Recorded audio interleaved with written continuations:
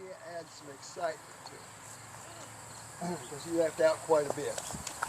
Runkle came came from Chillicothe to Hamden, and from Hamden, from somewhere between 2 and 4 o'clock, he was down here on the heights waiting.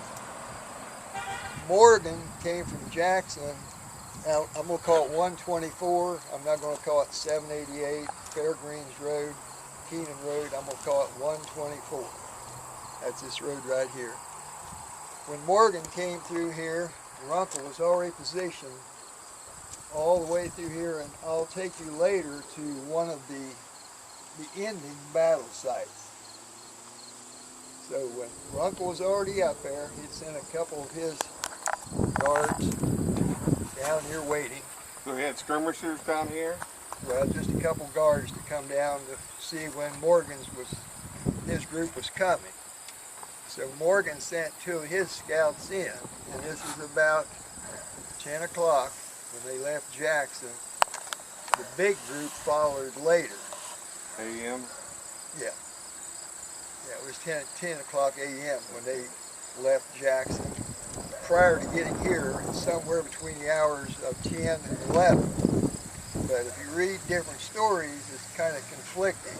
So there's all kinds of stories about it. But when Morgan came up, and his scouts came in here, they were shot at. One of them was seriously wounded. He just laid on the ground. He was later picked up and housed, and Mike had mentioned that. But Tom Murphy was one of the scouts. He's the one he's referring to. But the other scout went back and told Morgan there's troops on the heights.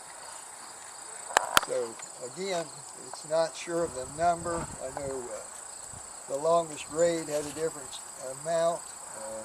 Bob's book was similar. David Mallory's book was 1,000 soldiers less. When Runkle was to leave Chillicothe, he wanted 3,500 troops. About everything I've read, it was 2,500. But here lately, it's cut down to 15. So it's somewhere between 15 and 2,500. So when one of the guys went back to see Morgan, he said, okay, let's bring up the artillery.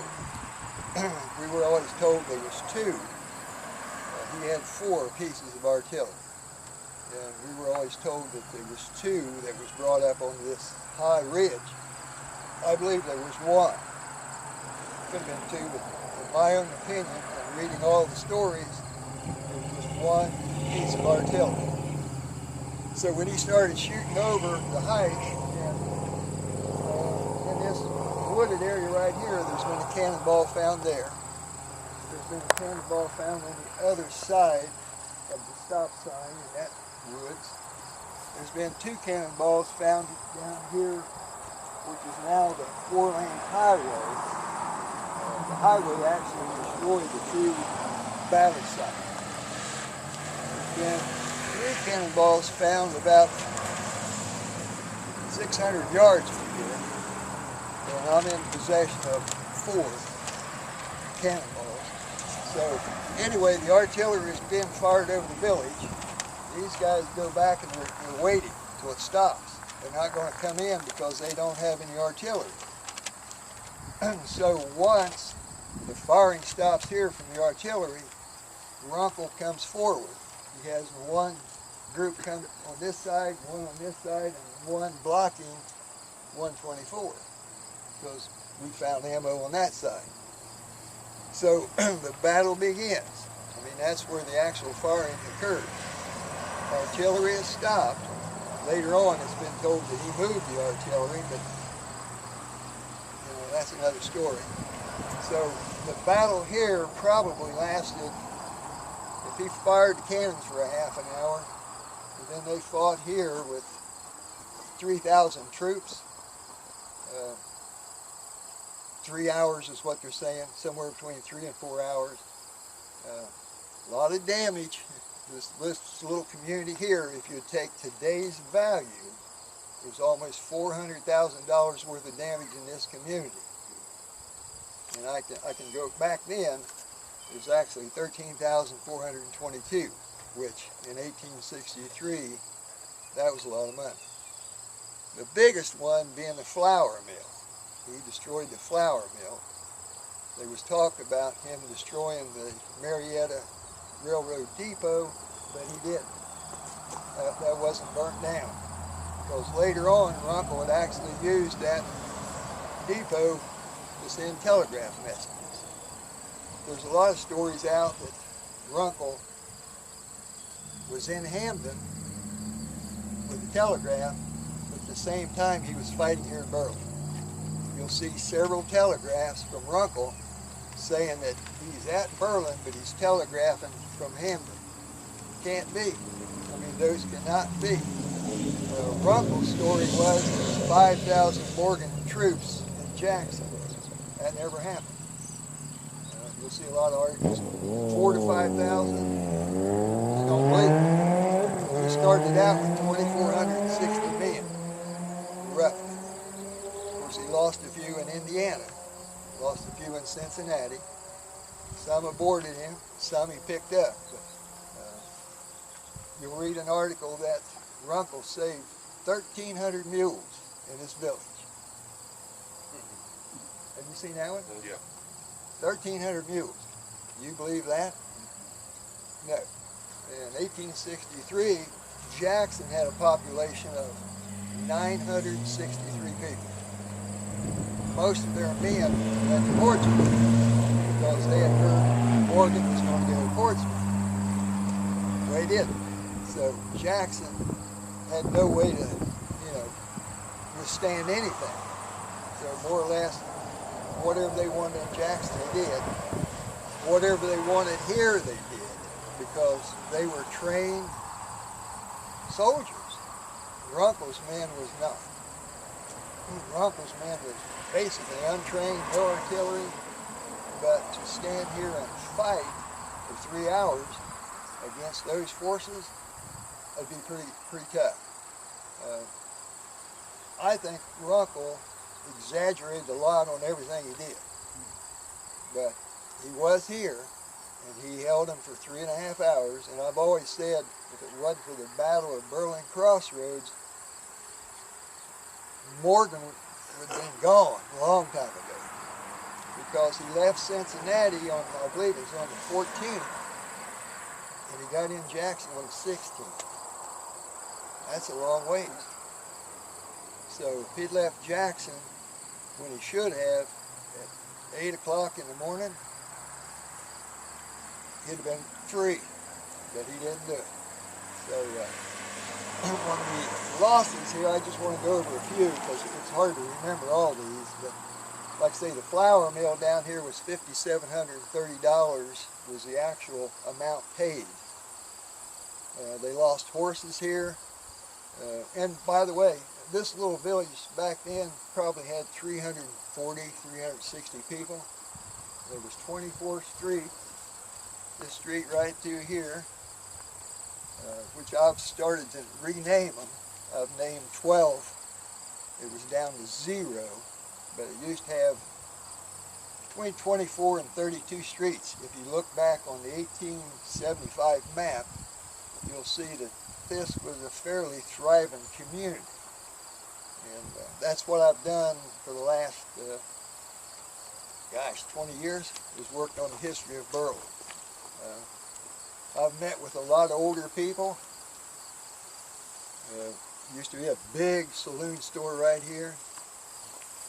There used to be 4 corner lights that people would come out and light every night, shut them off every morning. Used to be wooden sidewalks down both ways because all 4 corners had stores. I met with a gentleman here 2 weeks ago from Florida, wanted to know about the Stanton House. Now, if Morgan was going to burn anything down, that was a 16-room house. In front of it was a store and a saloon. This was a big store and saloon. That was Dempsey's store. You had, at that time, you had doctors in here. Dr. Henry, Dr. Sylvester, and I can't remember the other two real quick, but anyway, this village had 4 physicians. Wow. So we had a Tuttle hotel down here. Morgan didn't destroy that. He didn't destroy the depot. He didn't destroy anybody's home that we're aware of in this community. But here's some of the losses. William Tuttle, who owned the hotel, $74 claim was paid. A guy by the name of Sutherland, $1,600. Spencer and Stevens, $220. I'm not going to go through all of them. Saddles were lost, boots, shoes, clothing, horses, of course the flour mill.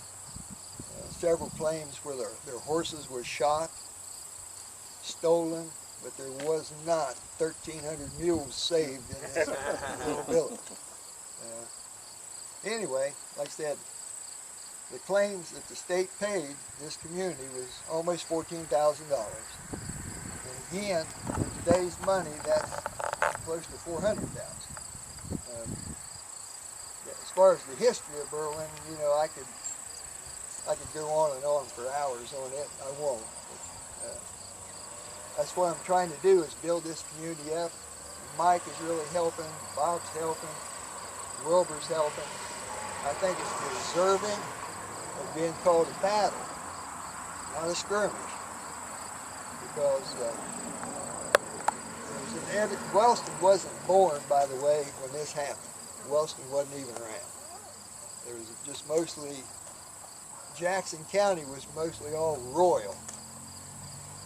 The city of Jackson wasn't that big. Everything was royal. And, so in 1863, when this happened, Wellston wasn't there, so there wasn't no newspaper that covered those stories.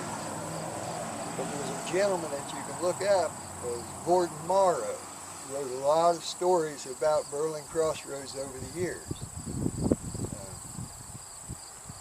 He had relatives that fought in the Civil War, and I can't remember the one name of that he always referred to, because I've got several of his postings. He said there was 12 killed here in Berlin and several wounded. But if you go back and look at Runckel's report, he's 900 yards away, but he killed 4. You know, he killed 4. Or he killed 2. Or 6. You know, it varies, so what we believe is somewhere between 4 and 12 that was killed here. The battle lasted 3.5 to 4 hours, and that's about all I've got. You know, a lot of damage in this village, and we're trying to bring it back. Hopefully after a while I'll show you some of the artifacts that's been found on the outskirts of the valley. I'm sure in this area here, which I have not detected yet, there's probably cannonballs all through here. The church up here behind this church was the 1854 Methodist church, was here then. It wasn't destroyed. Morgan, as far as I know, did not destroy anything locally, other than the flour mill. He did destroy the depot, and that would have been the first thing I would have hit. So. Any questions? The depot was where? It's right down here, probably right in the middle of the 4-lane highway today. Okay. Yeah. Now, Runkle delays Morgan for 3 hours or so. Yeah. According to Mowry, he gets down here to Salem Church Yes. and takes a rest. Yes. So how long is he at Salem Church? No one really knows.